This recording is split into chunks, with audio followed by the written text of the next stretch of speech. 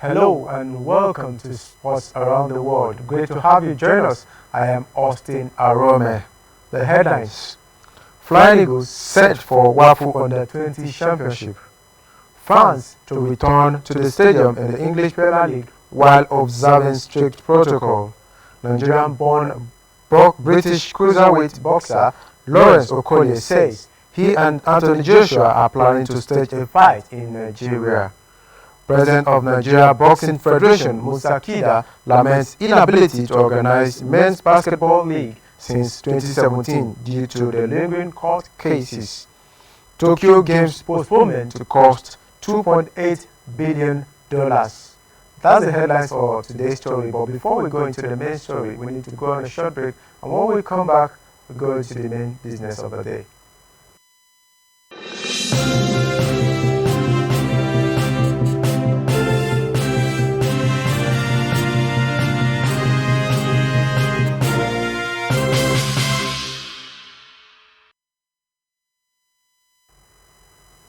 Welcome back.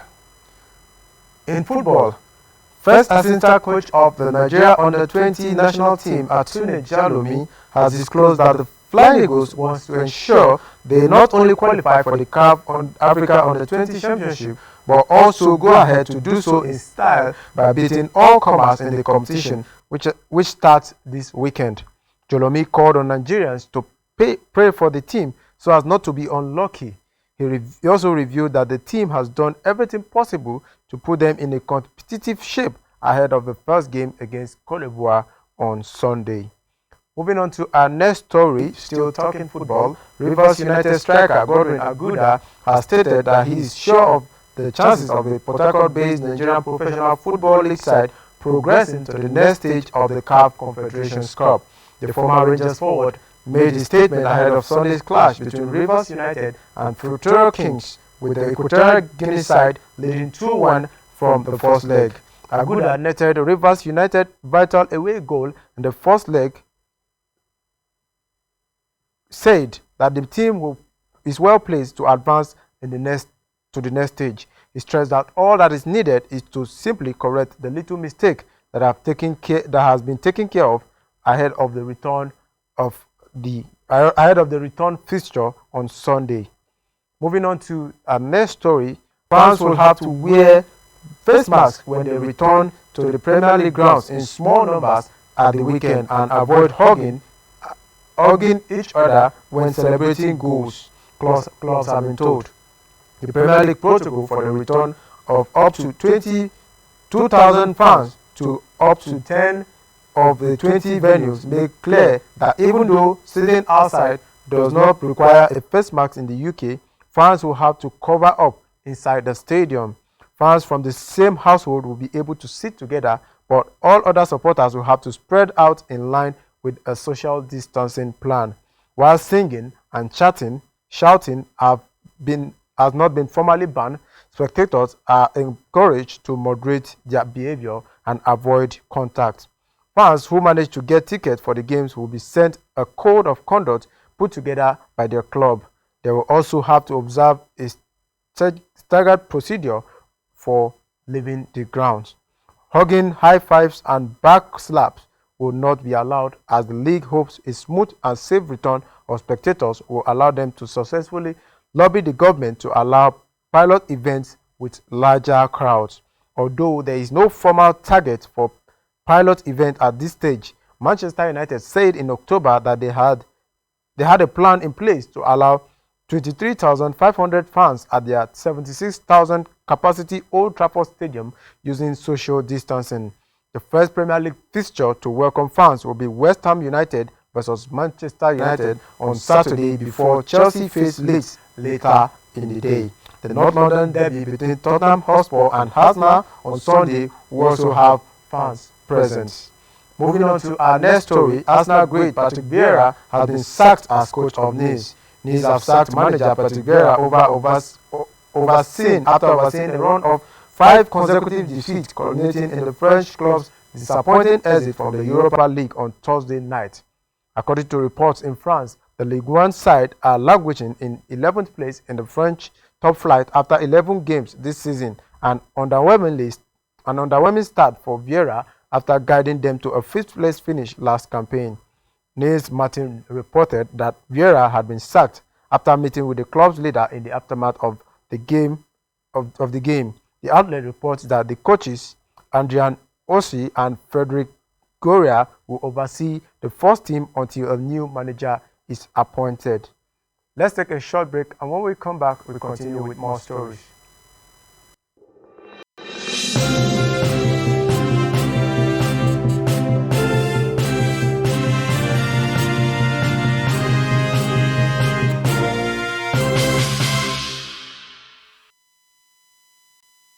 Back, it's sports around the world on Transport Extra. Moving on to our next story in volleyball, President of the Nigeria Volleyball Federation, Engineer Musa Nimrod, has stated that the federation has secured the express approval of the Nigerian Sport Ministry to go ahead with the hosting of the Confederation of Africa Volleyball Under-18 through with the caveat to have the tournament conducted in line with COVID-19. Nimrod revealed that it was supposed to have been held by now, but the influx of the incidence of COVID-19 pandemic disrupted the whole arrangement. He added that the federation will stick to strictly to the condition attached to hosting a successful African tournament in Nigeria. Moving on to our next story, the 2020 Olympic Games in Tokyo will now cost around $2.8 billion after the event was pushed back a year back in March due to COVID-19 pandemic. Japan has fared fairly well with the outbreak, only suffering around 150,000 cases and just over 2,000 deaths. But the event was one of the swathe of key sporting dates postponed or cancelled. The postponement of the Tokyo Games until next year because of the novel coronavirus pandemic will cost $2.8 billion, organizers said on Friday. The competition was pushed back a year late March following on from the postponement or cancellation of a number of sporting events, including the Euro 2020, which will now take place in June 2021. And the postponement has come at a heavy cost for the local authorities and both the organizing body. The extra cost will be shared by Tokyo 2020 Organizing Committee, Tokyo Metropolitan Government, and the Japanese government. The Tokyo Metropolitan Government was expected to pay around $1.15 billion, while the organizing committee and the Japanese government will pay the remainder of the $991 million and $682 million respectively. Moving on to our next story in boxing, promoter Eddie Hearn has asked any top 10 cruiserweights to message him after Lawrence Okolie world title fight on 12th of December was cancelled because of his opponent tested positive to COVID-19. Okolie was set to face Krzysztof Glowacki for the vacant WBO cruiserweight belt before Anthony Joshua versus Kubrat at Wembley Arena. Britain Okolie will fight on the undercard, but will still fight on the undercard, but not for the title. Okolie, 27, has won all 14 of his professional bouts with 11 knockouts and secured the European cruiserweight title by beating Ves Ngabu in October 2019. Bolan Glowacki is the former WBO cruiserweight champion but lost the belt to Latvia Maris Bredis in June 2019 before Bredis was stripped of the title for not agreeing to an immediate rematch. Up to 1,000 fans will be able to attend the World Heavyweight Champion fight between Anthony Joshua and Bulgarian Pulev. Joshua will defend his IBF, WBA, and WBO IBO world title against mandatory challenger Pulev. They were due to fight in June, but it was postponed because of the coronavirus pandemic. Moving on to our next story, President of the Nigeria Basketball Federation, NBBF, Engineer Musa Kida, has lamented that the lingering court cases is seriously delaying the progress of the game in the country. Nigeria has last organized men's basketball league in 2019 due to several court cases. Kida, while speaking to the NBBF media, said the adjournment of every time is seriously militating against the progress of basketball, though they are organizing several competitions, but not all teams are partaking in it. The sad part of this is that those who took us to the court to stop us from undertaking the league are people who claim to have the interest of basketball at heart, all in the name of some sort of politics. You cannot claim to say you promote basketball by stopping the play of basketball at their level. Having seen that, we organized the President Cup. Some clubs did not come, but most of them participated, and I personally was cited for contempt. The same people that took us to court in the first instance made the submission to the court, and we are trying to circumvent the injunction by organizing the President Cup, as according to Mr. Musa Kida. Let's take a short break, and when we come back, we'll continue with more sports stories.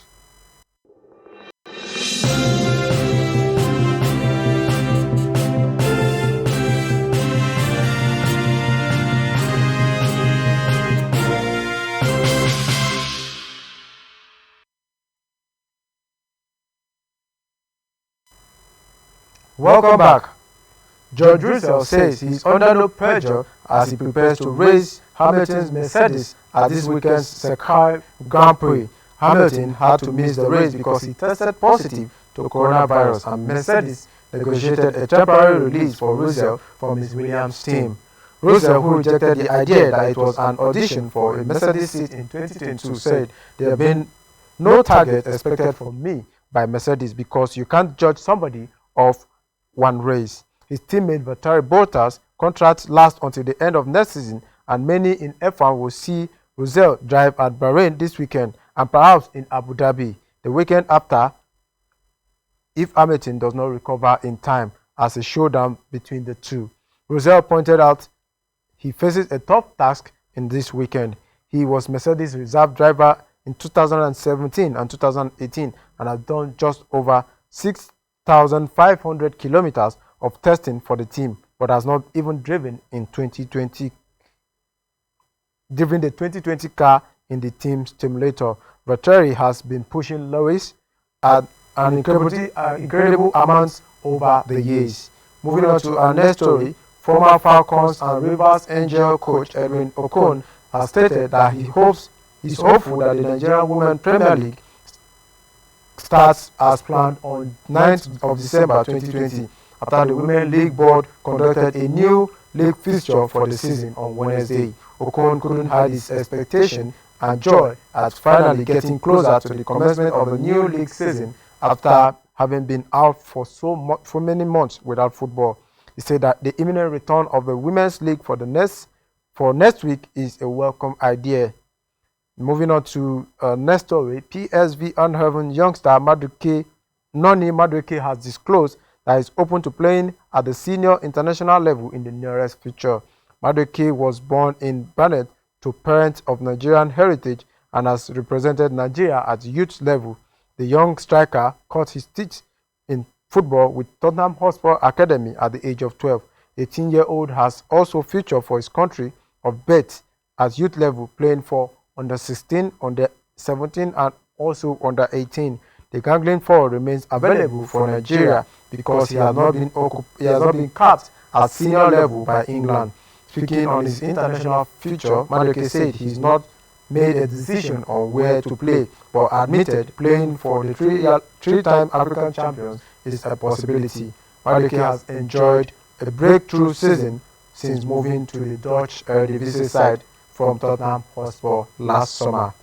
Moving on to our next story, Confederation of African Football CAF has approved Kaizer Chiefs' proposal to have the second leg of their Champions League preliminary round tie against Cameroonian club Bamenda played at 6 p.m. on Saturday at the FNB Stadium. The match was initially scheduled to kick off at the same time on Friday at the Bamenda, but Bamenda has sent a request to CAF asking them to postpone the match to Sunday, a day that the Chiefs were not comfortable with. Defender Eric Motoho's goal gave Chiefs a 1-0 lead in the first leg played in Cameroon on Sunday. Chief arrived back in the country on Tuesday, and Gavin Hunt's team were busy preparing to finish the job on Friday. However, the SA Football Association informed Amahosi via the competition official and general manager Longisi Nkame that the CAF has forwarded to them Bameda's request for a postponement. Chief Communication Manager Vina Mafosa told Times Live on Thursday that the club had responded to CAF and told them Chief can only play the match on Saturday, December the 5th. Apparently, Bameda, who were yet to arrive in the country on Friday morning, would have been preferred to play the game on Sunday, exactly 7 days after the first leg. The winner of the Chief Bameda game will meet Algerian Primera Augusto in the 2-leg of the first round stage before the group phase scheduled for the end of December and beginning of January. Let's take another short break, and when we come back, we'll continue with more sports stories.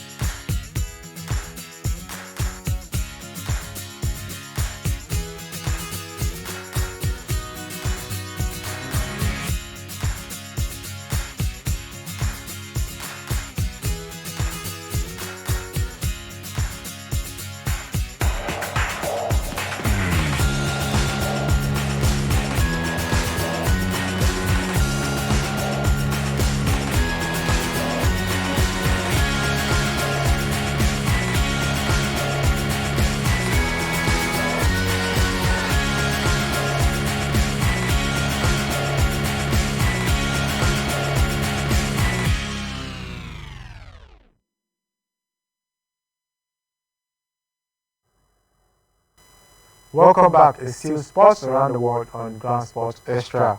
Moving on now to our next story. Former world number 1 Andy Murray said that he had not trained or eaten to his usual high standard in 2020, and that cost him his fitness and his form in a season hit by the coronavirus and injury struggles. He vowed that he would put his work to come back fitter in 2021 and denied suggestion of an imminent retirement.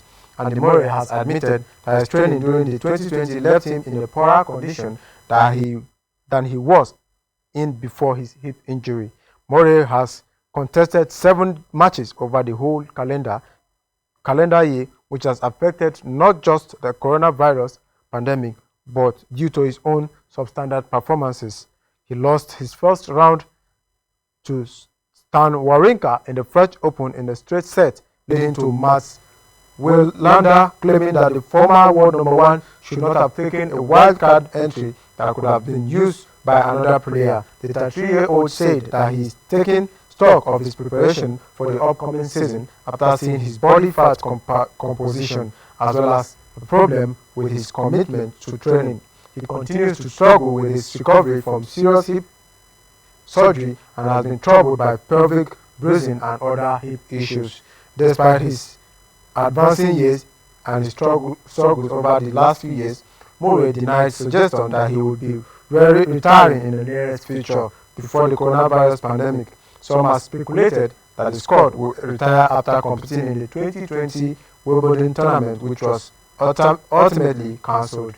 In an attempt to get back to something like his best in the 122nd ranked, Murray is committed to training and schedule that lasts 2.5 months. This is double the normal length of time he spends in preseason preparation. Rounding up now in basketball, Anthony Davis and LeBron James have signed new deals with the NBA champions Los Angeles Lakers. Davis has agreed a reported 5-year deal worth $190 million. His agent told ESPN the 27-year-old has the option to terminate it before the 5th year. The four-time NBA champions, James, 25, has signed a 2-year extension worth $85 million, which will run until the end of 2022 to 2023 season, his 20th in the competition. James will become a free agent in the same year. His 16-year-old son, Bronny, is scheduled to enter the NBA when he graduates from high school.